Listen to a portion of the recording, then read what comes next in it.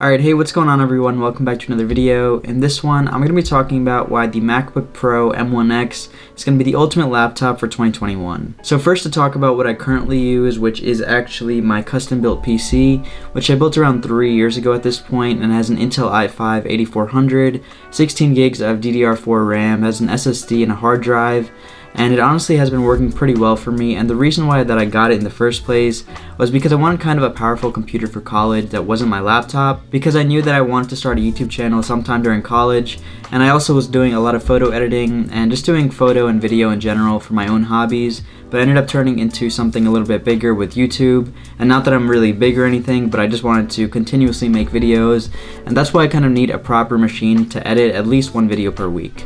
And also right before starting college in high school, senior year, I picked up the HP Spectre X360 13-inch, and it's one of those foldable laptops that I actually never used, like just that feature.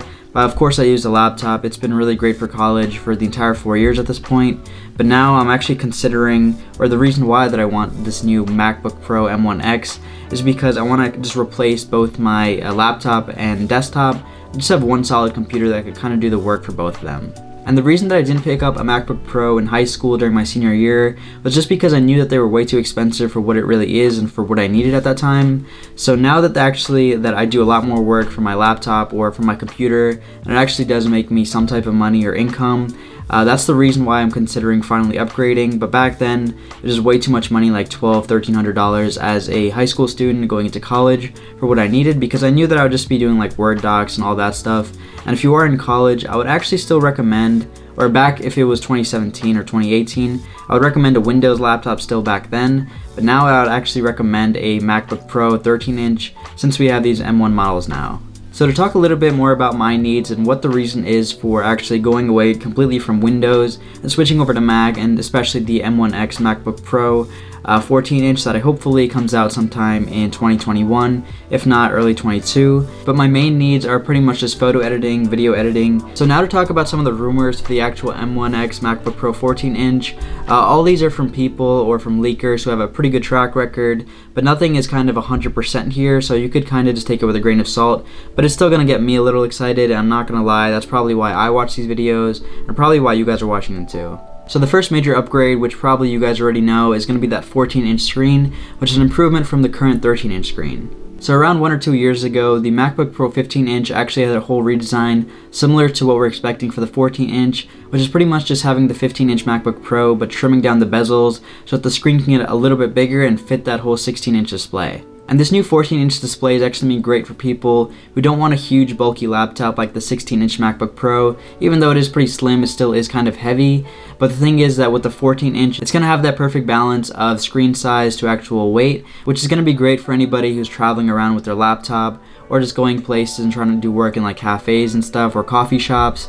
And this is going to be great, especially for me. Just to let you guys know, I'm probably going to be going to New York City in the next year or so for work, and it's going to be great for me just because I do a lot of video editing in my spare time and for YouTube. But it's going to be a lot better than just using a 13-inch like I do with the HP Spectre X360, which I'm using right now.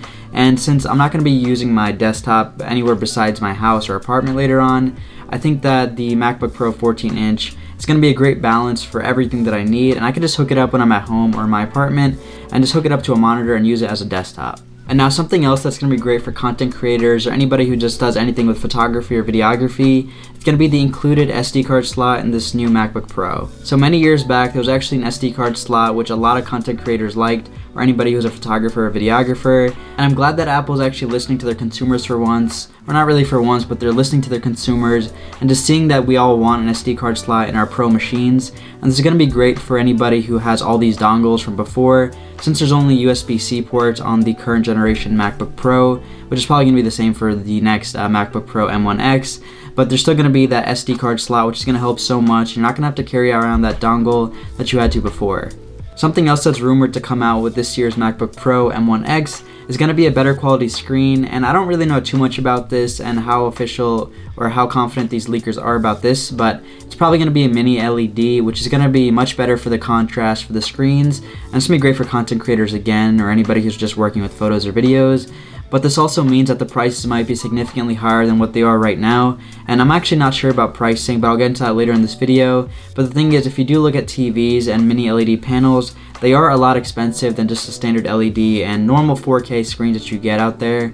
But if you do end up seeing these MacBook Pros come out with the mini LED displays, don't be too surprised when you see the spike in like $200 or $300 just from these displays. So the next leaked upgrade that I'm actually pretty excited about is going to be a better quality webcam, since they've actually had a kind of a mediocre webcam for the past couple years. They haven't had too good of an upgrade even with the new M1 MacBook Pro. The M1 MacBook Pro actually just got an upgrade for the software for the webcam, but it didn't actually upgrade the actual hardware of the webcam itself. But hopefully with this new M1X MacBook Pro 14-inch, we'll hopefully see a much better quality webcam, which is going to be great for people since everybody's working from home right now. And finally, the biggest upgrade that I think we've all been waiting for a while now is the actual performance upgrade, which is probably going to be 12 cores, and upgraded from 4 cores from the past 8 cores for the M1 MacBook Pro. But this 12 core upgrade is actually going to be a lot faster than the current generation M1 MacBook Pro, which is already a lot faster than the previous generation MacBook Pro.